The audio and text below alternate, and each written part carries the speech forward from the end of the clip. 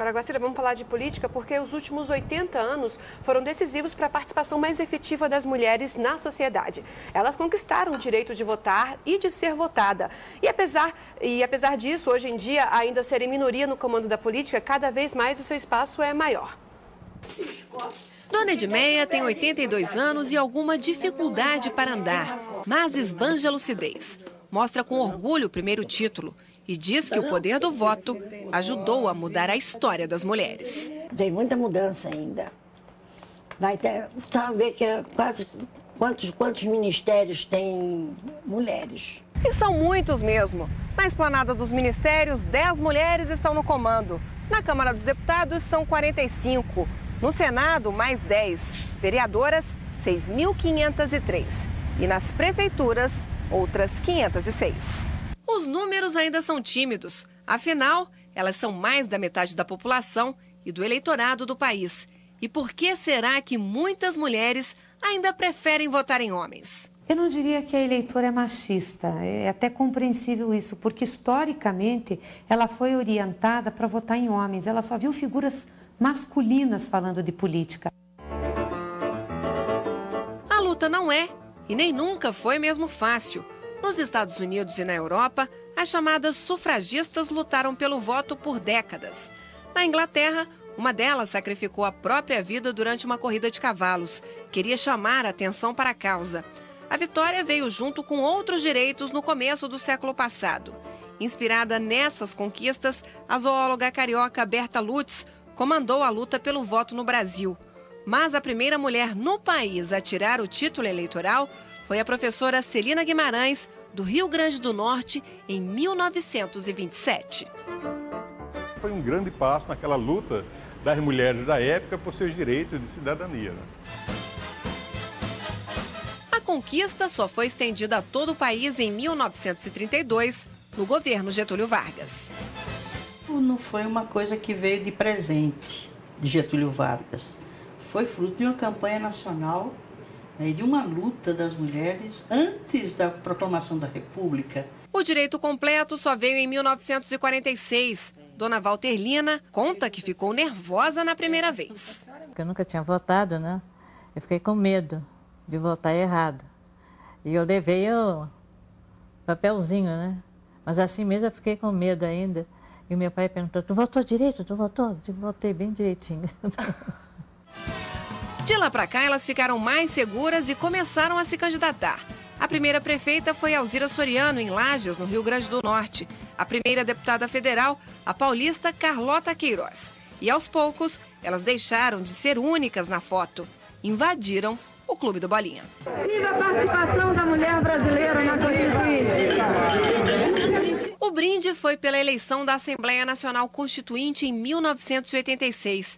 26 deputadas foram eleitas, um marco na história dessa luta pela igualdade. Eu peço às cidadãs brasileiras de todo o país e aos cidadãos brasileiros, vamos pensar com carinho na mulher e no homem, lutando juntos, jamais como antagonistas. 8 anos depois, foi eleita a primeira governadora, Rosiana Sarney, do Maranhão. E em 2010, o Brasil elegeu uma presidenta.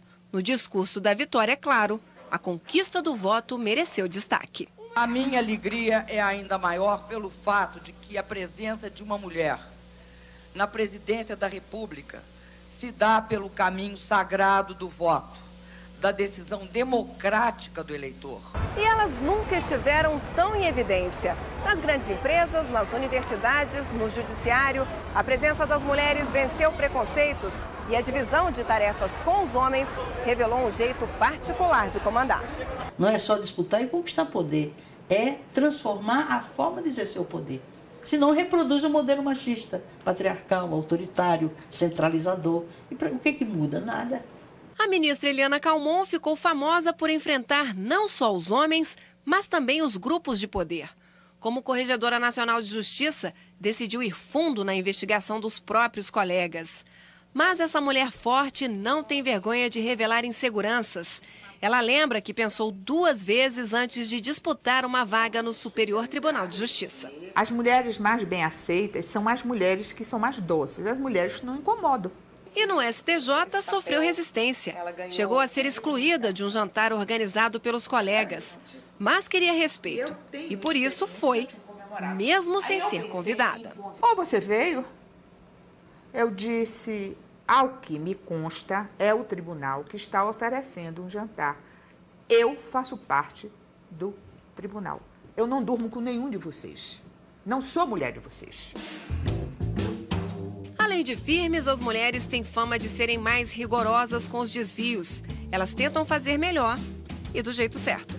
Para trazer uma mentalidade diferente, uma linha de um comportamento mais racional, mais severo no uso e não no abuso dos recursos públicos. O caminho até a igualdade em todos os campos ainda é longo, mas não tem volta. E quem se arrisca a discordar da sabedoria de Dona Valterlina? Afinal, são 87 anos de experiência. Porque a mulher tem mais cabeça do que o homem, é mais sensata do que o homem, né? Desculpem. Voltamos a conversar com Guacira César, diretora do Centro Feminista de Estudos e Assessoria. Guacira, uma maior participação da mulher na política é a chave que falta para se conquistar tudo que ainda precisa ser feito para as mulheres hoje em dia? As mulheres precisam ter poder para poder decidir. Tem que ter mais participação política, mas como bem lembrou a deputada Luísa Erundina na imagem anterior, a política tem que mudar. Uma política excludente, uma política ainda cheia de corrupção, cheia de clientelismo, não é a política que as mulheres querem para poder transformar o mundo. Transformar o mundo para um mundo melhor para as mulheres e para todo mundo, precisa ter uma política também com igualdade, com justiça, com democracia real. E eu acho que a grande contribuição que as mulheres deram e vem dando continuamente para a democracia vai ser decisiva para pensar uma reforma do sistema político, uma lei que orienta o sistema político capaz de incluir realmente e de ser absorvida, efetivamente implementada. A gente no Brasil, o Brasil é um dos países no mundo em pior situação em relação à participação política das mulheres. Na América Latina nós estamos num dos últimos postos. E a lei de cotas, que existe há 15 anos, praticamente não foi implementada. A gente não conseguiu mudar nada em relação à participação das mulheres, ou muito pouco com essa lei. Então, eu acho que sim, precisamos de poder para poder mudar, mas precisamos de que o poder seja exercido de outra maneira no Brasil. Ok, Guacira, obrigada por sua participação aqui no Repórter Brasil. Vamos esperar aí o aumento da participação da mulher na política. Feliz Dia das Mulheres para você. Feliz também para você, Catiúcia, e para quem nos assiste em casa. Gente, né? Um ótimo todos dia. nós. Feliz.